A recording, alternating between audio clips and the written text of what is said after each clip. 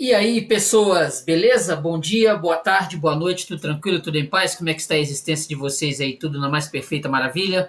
Onde vocês estiverem em São Paulo, Rio de Janeiro, Brasília, Mato Grosso, Bahia, Rio Grande do Sul, Rio Grande do Norte, Piauí, Acre, Rondônia, nesse Brasilzão aí de cidades infinitas em Minas Gerais, em Belo Horizonte, né? Em Belo Horizonte, no Rio de Janeiro, os fluminenses, os cariocas, tudo tranquilo, tudo em paz aí onde vocês estiverem fora do Brasil? Se você estiver aí na Argentina, estiver no Paraguai, estiver no Uruguai, estiver na Bolívia, brasileiros aí pelas Américas, na Nicarágua, Estados Unidos, brasileiros espalhados por esse mundão na Europa, brasileiros aí, vamos dizer assim, na Europa, em Portugal, em Lisboa, na Europa em geral, né, na Alemanha, em Berlim. Muito obrigado por mais uma vez você estar no canal Paulo Darro 1970. Muito obrigado por você estar consumindo o conteúdo do canal Paulo Darro 1970. Tranquilo, beleza? Agradecendo também a Deus, porque sem Deus nós não somos rigorosamente nada. Deus e o nosso Senhor e Salvador Jesus Cristo, que é o caminho, a verdade e a vida. Sempre ninguém vai a Deus se não for por Cristo.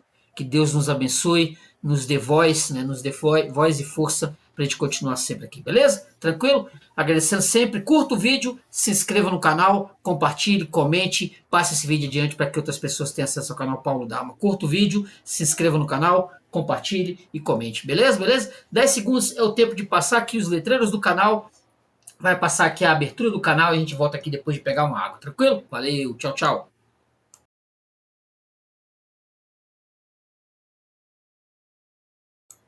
Pronto, voltei, beleza? Seguinte, vamos começar assim, né? Meu nome é Kron Mesenhart e tenho uma história para contar. E assim começamos mais um episódio de Per Rodan, o 1230, há 31 semanas. 31 semanas desde agosto de 2024. Nós estamos aqui com o ciclo 18, o Chronofossis, com esta edição que eu tenho em mão aqui, beleza? Wardoban, lembra? 1200. Vou deixar o card lá no finalzinho, tá? Lá no finalzinho. Se você não assistiu, assista e vão acompanhando aí semana a semana mais um episódio do Perroda. Então chegamos ao episódio 1230, que é exatamente este aqui, o Psicogelado, o Psychofrost, esta edição que eu tenho em mão aqui, ó, com o Guk na capa, beleza? Com o Guk na capa, olha que bacaninha, ó. E tem como subtítulo um repórter ou jornalista, né, narra o relato do narra um repórter jornalista narra relato do Reino do Frio. Tá aqui, ó. Subtítulo do Psychofrost, o Psychofrost ou o Psychogelado, né? Psicogelado. Isso aqui, ó. Exatamente isto aqui do Thomas Ziegler, que tem como os personagens principais esse Kron Mesenhart, que eu acabei de falar, o jornalista, que ele apareceu no 1224, Regresso do Rubi Gelado, apareceu lá, nós vimos que ele é um super jornalista da galáxia, né, um super jornalista, ele é um jornalista investigativo e ele está aqui exatamente para investigar algumas coisas que estão acontecendo na galáxia e fazer também, filmar também a chegada dos cronofósseis. E nós vimos isso no episódio 1224, que ele estava ali, foi convidado justamente para fazer esse relato da chegada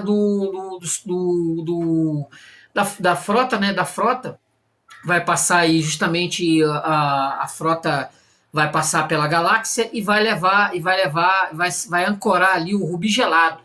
Então ele tá vendo isso, ele tá justamente relatando isso, né? Vai ter a Armada Infinita vai estar passando pela galáxia e já tá passando por alguns cronofósseis e ele está justamente como jornalista vendo esse acontecimento. Ele está relatando esses acontecimentos.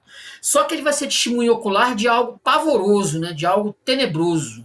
Essa é a história contada pelo Thomas Ziegler, né? O autor dessa história. Então, eu só para pontuar aqui esse psicogelado, eu separei aqui 3 edições, que eu acho que tem mais, mas eu separei 3 edições onde tem assim, relatos de gelo, de frio, de planetas gelados, de coisas geladas, absurdamente geladas, que é esse número 33, Mundo de Gelo e Chamas, que coincidentemente nós temos o Guk como personagem principal dessa história. Longínquo número 1033. Aqui, até aqui na apresentação de personagens principais, vai estar aqui, ó. Guk, o executor de uma sentença. Número 33. Per Rodan contava agora com uma poderosa arma. Com ela poderia enfrentar os saltadores, os temíveis inimigos da humanidade. No entanto, no sistema de Beta Ambírio, a 320 anos-luz da Terra, alguns membros das forças de Rodan aguardavam auxílio e o planeta onde se encontravam estava prestes a se transformar em mais um sol de seu sistema. Mundo de gelo em chamas. Esta aqui, ó. E outra edição que eu tenho aqui é a número 168, A Armadilha de Gelo, avançar até o coração do Império dos Blues, que tem um personagem aqui muito importante nessa história, né, o Yurn, que é assim, ó, Armadilha de Gelo. Esta edição aqui que eu tenho em mão aqui, ó. Esta edição que eu tenho em mão aqui, que também tem um assunto, né, assunto gelo, né? E a outra, e a mais importante das três, a mais importante é a 73ª Era Glacial. Esta aqui é simplesmente uma das melhores histórias já escritas, né, na série Perroda, número 207, escrito pelo William Voltz, se eu não estou enganado. Deixa eu só conferir aqui. William Voltz, essa história aqui é simplesmente extraordinária. E ela tem, assim, ela guarda, não vou dizer que guarda semelhanças, mas ela tem, vamos pensar que essa psicogelado tem a ver porque o Perry Rodan ele vai se juntar, ele vai ter uma força-tarefa junto com a Jazz, o Guck, vai ter o Taurek, o Rastubey, eles vão chegar no planeta Short, né, o planeta dos pós-bis, e lá eles vão ter que, no planeta Zulu, né, do sistema Plirt dos Blues, eles vão tentar, eles estão tentando entender uma mensagem que esse tal de Yurn, que é um ser, um blue, né, ele foi transformado pelo contato do contato do gelo eterno, do elemento gelo, ele foi transformado, ele deixou de ser um blue para virar um ser absolutamente gelado, um ser de gelo. E ele vai dar uma mensagem dizendo que todo o universo, todo o sistema solar, o universo, vai ser congelado. Vai ser congelado, porque eles não podem, esse Yurn, esse Blue, eles não podem ter contato com mais nada que seja a temperatura habitual ou mesmo o frio da galáxia. Ele simplesmente vai mandar uma mensagem dizendo que agora ele vai culpar, né? Ele vai culpar o sistema solar, o Perry Rodan e Caterva pelo que aconteceu com ele. Só que isso foi obviamente feito lá pelo Kazenkat, isso foi algo montado pelo o Senhor dos Elementos, né, do Decálogo, que vai fazer com que essa população desse mundo, nesse planeta Zulu, todos se transformem em seres absolutamente gelados. É um gelo pavoroso, é algo acima do normal, que vai acabar, destruir com o planeta, vai destruir com o planeta na sua essência, e eles vão querer levar justamente essa miséria, né, miséria gelada, para outros planetas do sistema solar. E isso vai ser feito exatamente pelo Senhor dos Elementos, o Senhor dos Elementos que vai ser ajudado pelo Kazenkat. O Kazenkat já é figurinha carimbada aqui nesse ciclo 18, né? Nós estamos sempre falando dele aqui, do Kazenkat. Você deve estar vendo aí, você deve estar vendo a imagem aqui do lado aqui, você deve estar vendo a imagem exatamente desse gelo se espalhando, né? E a outra imagem é provavelmente do jornalista, né? Do jornalista do Kron Mesenhart. Essa imagem que está aqui do lado aqui é justamente eles avançando, né? Avançando no meio do gelo, nesse planeta Zulut, né? Nesse planeta, entendeu? Vai assim, tudo, não há nada no universo, que vá conseguir conter esse elemento gelo. Nada. É a pior temperatura que você possa pensar. Eu sinto frio só lendo o episódio hoje, eu já me deu frio. Alguns personagens vão morrer, por conta do contato com esse frio inacreditável, com essa temperatura absurdamente baixa, vai além de qualquer de qualquer frio conhecido no universo. E o Perry Rhodan, o Guk vai, inclusive em alguns momentos aqui, ele vai ser um dos primeiros a perceber que alguma coisa está errada. O Perry Rhodan ele vai descer com essa força-tarefa nesse planeta Zulu, ele vai aparecer lá, e vai ser um erro, porque ele vai cair numa armadilha, e os que vão com ele vão cair nessa mesmíssima armadilha. Entendeu? Vão acabar caindo nessa mesmíssima armadilha. Nós temos aí, né, o Thorsen Vari, que é um Blue que vai ser um personagem que vai ser descrito no final da história. Ele vai ser levado, né, pelo Krill e o Lutz Satzer, são personagens misteriosos. Eles fazem parte da nave do Kron Meisenhart. Eles fazem parte, e esse Krill, ele é um personagem estranho, que ele tem um formato de aspargo, uma coisa desse naipe assim, mas ele é misterioso. E vai ser assim, ele com a ajuda do Guk, né? Primeiramente o Guk vai salvar quando ele perceber que realmente a coisa tá degringolando. O Guk, com o poder de saltar, né? Ele da telecinese, ele vai saltar e vai salvar o Perry Rhodan, vai salvar esse Kron. Ele vai retirar com os saltos, ele vai conseguir salvar, e alguns, inclusive, por estarem distantes, vão morrer. Alguns personagens secundários, né? Eles vão morrer nesse episódio por contato desse frio. O próprio Taurek, que é um cosmocrata, também vai sentir esse frio terrível, esse frio pavoroso. Também vai sentir também, ele vai ser afetado. Ele não tá imune a esse frio de forma alguma, entendeu? O senhor da Negasfera, né, o senhor dos elementos, é que vai combinar exatamente com esse Kazenkate para soltar. Assim, a única forma deles conseguirem evitar que os cronofósseis aportem e atravesse a galáxia por conta do rubi gelado, por conta do rubi gelado, vai ser somente soltando o frio absoluto. Eles não têm outra solução a não ser mandar esse frio para esses mundos. E aí vai ser quem estiver morando nesse planeta Zulut, vai ser os Arcônidas, os Blues, os Gatas, todos os que tiverem ali, eles vão ser afetados, e eles vão provavelmente contaminar outros planetas com esse frio. Beleza? Deixa eu pegar uma partezinha aqui do texto aqui. Olha só que bacana. Olha só. Isso aqui é logo no princípio. Ó. De qualquer forma, porque o Kron Meisenhart, ele está fazendo essa narração aqui em primeira pessoa, que é um relato jornalístico de como ele escapou, junto com o Perry Rhodan, o Guk, o Rastuba, a Jezil, que é a esposa do Perry Rhodan, desse planeta. Olha aqui, ó. De qualquer forma, com seu jeito excêntrico, Dong reclamou comigo, e depois da conversa eu de repente percebi que a loucura de Dong foi a maneira certa de tirar os preguiçosos filisteus da terra de sua letargia complacente. Uma letargia que foi resultado direto do aperfeiçoado estado de bem-estar social que garante legalmente felicidade, contentamento e realização na vida a todos os residentes da Terra.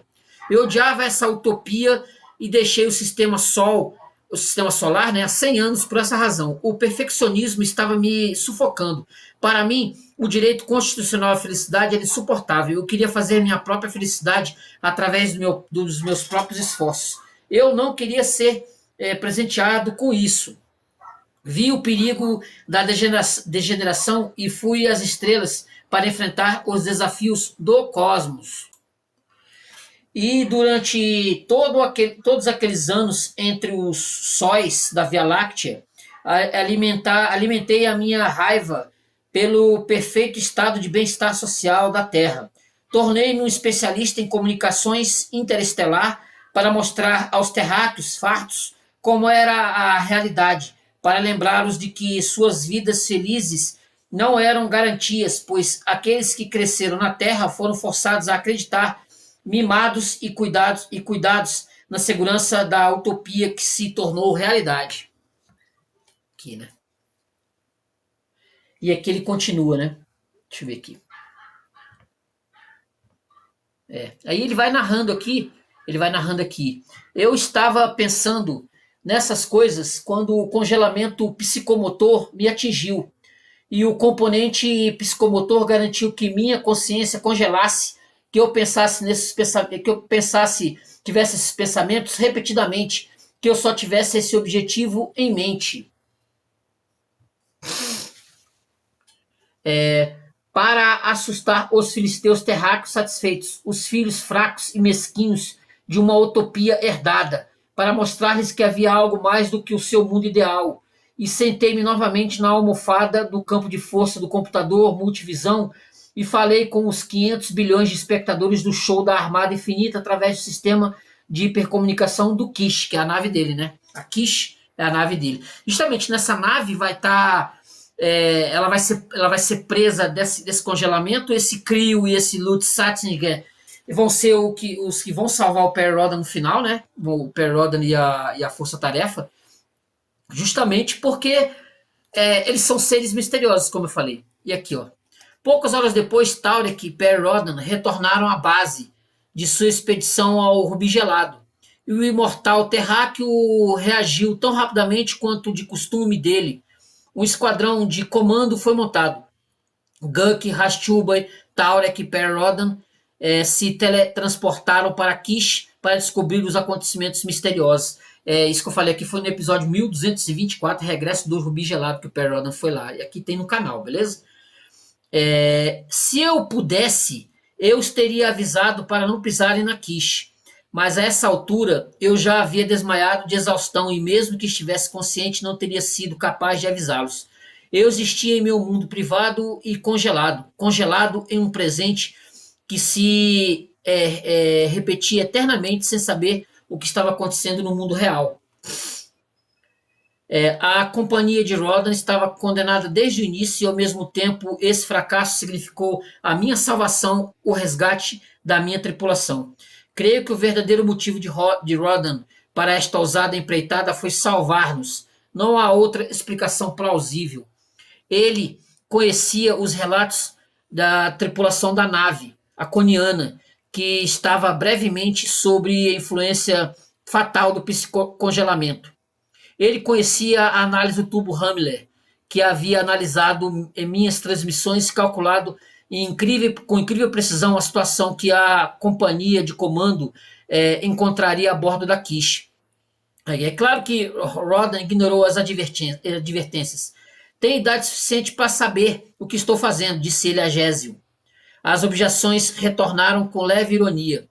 Ela olhou para ele e qualquer um que já enfrentou Gésio, alguém tão tolo quanto eu, e que provocou sua ira, sabe o que é ser encarado por aquela mulher. Isso aqui é falando da esposa do Perry Rhodan, da esposa, entendeu?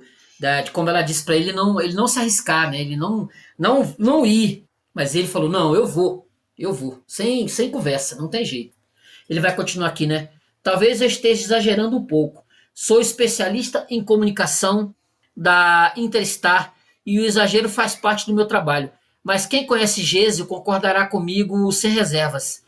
Ela mediu Rhodan da cabeça aos pés e depois respondeu com voz doce. Você já tem idade para ficar senil. Brilhante, resmungou Rhodan. Você provavelmente queria dizer brilhante. Essas são as conversas que nossos heróis imortais têm. Na noite de dia 17 para 18 de julho do 428 novo calendário galáctico, a corveta Kashmir deixou a base e se aproximou do concurso de mídia que vagava sem energia pelo espaço sideral. Deixa eu ver aqui mais uma passagem. Deixa eu ver aqui. Aqui, ó. O encontro ocorreu à luz do sol vermelho. Lá fora, a 51 mil anos-luz do aglomerado globular M13, fora do halo da Via Láctea, protuberâncias violentas dançavam na antiga face solar do exterior, alertando qualquer curioso para não se aventurar muito perto dos gigantes vermelhos. Lá fora estava nos estágios finais de um processo que resultaria em uma explosão gigantesca.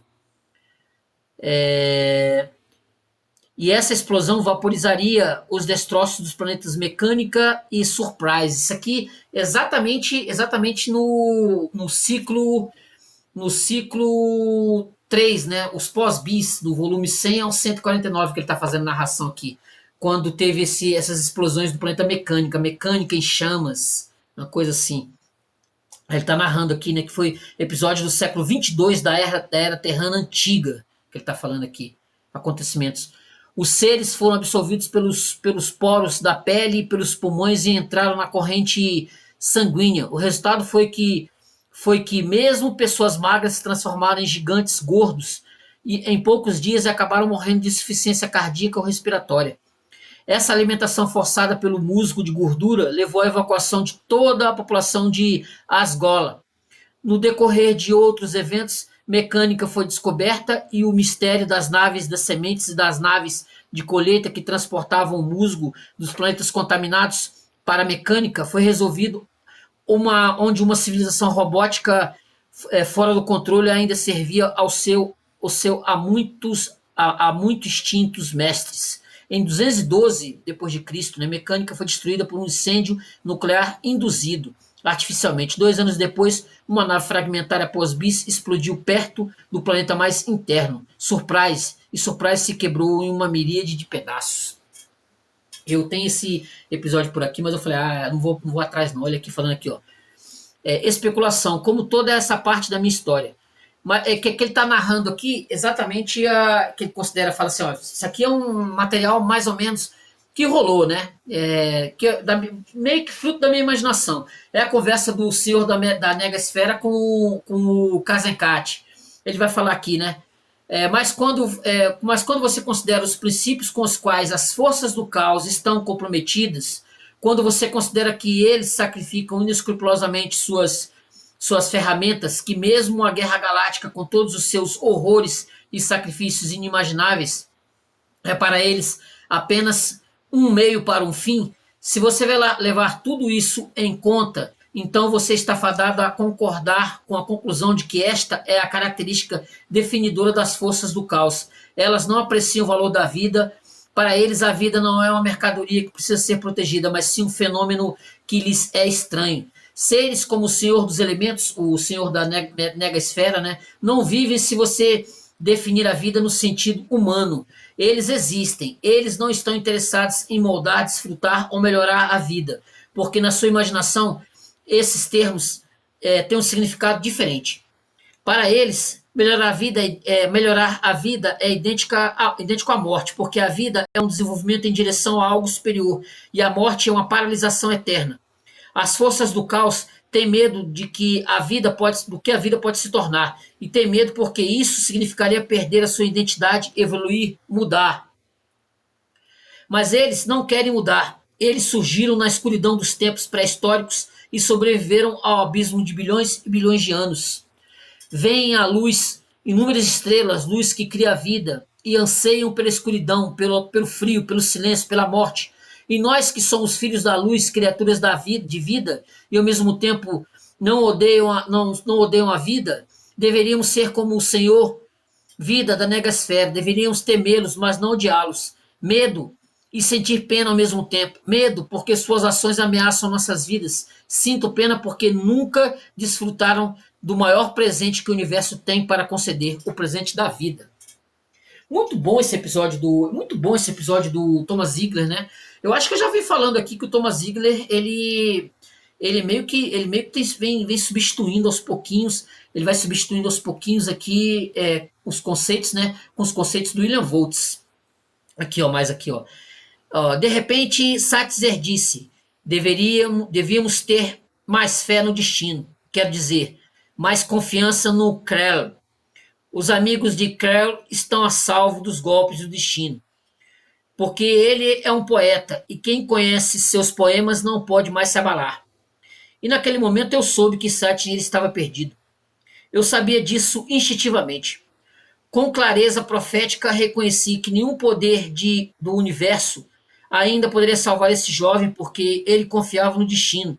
Em sua loucura, Satyr pensou assim: destino para uma força gentil, sábia e justa que existia apenas para proteger aqueles que precisavam de sua proteção. Mas o destino não foi gentil e justo. Estava cego e com a cruel indiferença. Previ a morte de Satyr, mas esqueci disso. Krell e aquele que estava atrás de Krell. Deixa eu ver aqui mais uma passagem aqui. Ele vai fazendo essas alusões aqui. Isso aqui é a última passagem que eu vou. Nessa cidade, aprendemos sobre o terceiro e mais perigoso componente do psicofrost, o psicogelado, o componente metamórfico. E quando compreendemos o que estava por trás disso, a verdadeira extensão do monstruoso perigo representado por seres como Yorn ocorreu-nos pela primeira vez. Enquanto o componente psicomotor congelava a alma e o comportamento criofísico, poderia transformar o mundo inteiro em um congelamento profundo.